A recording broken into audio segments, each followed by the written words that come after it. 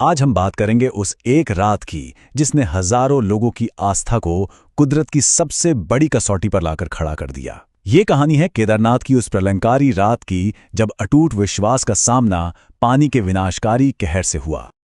तो चलिए थोड़ा सा पीछे चलते हैं। तारीख थी 16 जून 2013। एक ऐसी तारीख जो उत्तराखंड के पहाड़ों में हमेशा हमेशा के लिए एक गहरे जख्म की तरह दर्ज हो गई। और ये पूरी कहानी ना बस एक सवाल पर आकर टिक जाती है, आखिर होता क्या है जब अटूट श्रद्धा का सामना प्रकृति के सबसे प्रचंड रूप से होता है। आइए इस कहानी के जरिए इस सवाल का जवाब ढूंढते हैं। इस पूरी रात को समझने के लिए इसे 3 हिस्सों में बांटकर देखते हैं।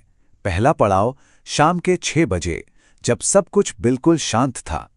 दूसरा आधी रात 12 बजे जब कुदरत ने पहली चेतावनी दी। और तीसरा सुबह के 4 बजे जब प्रलय ने दस्तक दी। तो चलिए कहानी की शुरुआत करते हैं उस शाम से जब किसी को भी आने वाले खतरे का जरा सा भी अंदाजा नहीं था। सोचिए, शाम के करीब 6 बजे का वक्त है। केदारनाथ धाम में हल्की हल्की मतलब बहुत ही सुकून देने वाली बारिश हो रही थी। तीर्थयात्री दर्शन के बाद अपने अपने होटलों में आराम कर रहे थे और हवा में बस घंटियों और भजनों की आवाज गूंज रही थी। माहौल में एक अजीब सी शांति थी। लेकिन ये जो शांति थी ना, ये ज्यादा देर टिकने वाली नहीं थी। जैसे जैसे रात गहरी होती गई, पहाड़ों का मिजाज भी बदलने लगा। ये किसी बड़े तूफान से पहले की खामोशी थी।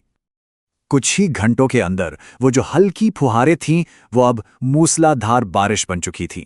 और जो मंदाकिनी नदी जीवन देती है, वही अब गुस्से से उफान पर थी। उसका पानी इतनी तेजी से बढ़ रहा था कि स्थानीय लोगों के चेहरों पर डर साफ दिखने लगा था। लेकिन जो तीर्थयात्री थे, उनका विश्वास तो अडिग था। जब भी कोई उन्हें कुछ कहता तो बस एक ही जवाब मिलता, अरे भोलेनाथ है ना, कुछ नहीं होगा, वो सब देख लेंगे। उनकी आस्था तो पक्की थी, पर वो आने वाले खतरे से बिल्कुल अनजान थे। और फिर ठीक आधी रात को कुदरत ने अपनी सबसे बड़ी, सबसे डरावनी चेतावनी दी। पहाड़ों के अंदर से गड़गड़ाने की ऐसी भयानक आवाजें आने लगीं जैसे मानो कोई बहुत बड़ी चीज टूटकर गिर रही हो। ये बादलों की गड़गड़ाहट नहीं थी, ये कुछ और ही था। असल में हो ये रहा था कि केदारनाथ मंदिर के ठीक ऊपर जो चोराबारी झील है, वो लगातार हो रही बारिश की वजह से अपनी हदें तोड़ चुकी थी। उसका बर्फीला पानी अब एक सैलाब बनकर नीचे की ओर बढ़ने के लिए तैयार था। और फिर वो हुआ जिसकी किसी ने सपने में भी कल्पना नहीं की थी। कुछ ही घंटों में आस्था की वो पूरी घाटी मौत के मैदान में बदलने वाली थी। सुबह के 4 बजे घने अंधेरे को चीरती हुई एक कान फाड़ देने वाली आवाज आई। बस यही वो आवाज थी जिसने सब कुछ बदल दिया। देखिए, वो जो सैलाब था ना, वो सिर्फ पानी नहीं था, वो अपने साथ कीचड़, बड़े बड़े पत्थर और उखड़े हुए पेड़, मतलब एक चलता फिरता पहाड़ लेकर आया था। एक ऐसी ताकत जिसके रास्ते में जो कुछ भी आया वो खिलौनों की तरह बह गया। और उस रात की सबसे क्रूर सच्चाई शायद यही थी।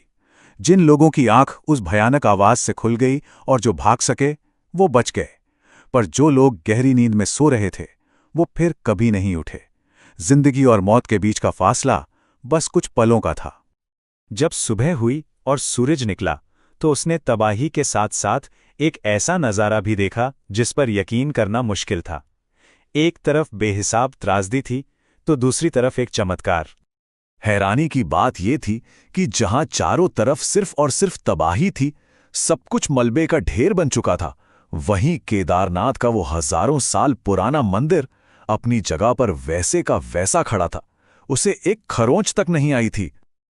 और इसका कारण थी एक बहुत बड़ी चट्टान।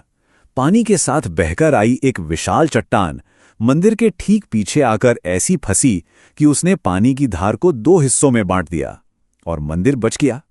आज लोग इसे भीमशिला कहते हैं। इस पूरी तबाही के बीच न जाने कितनी ही दर्दनाक कहानियां हैं। उनमें से एक कहानी है एक पिता की, जो अपनी छोटी सी बेटी को कंधे पर उठाए उस सैलाब से भाग रहा था।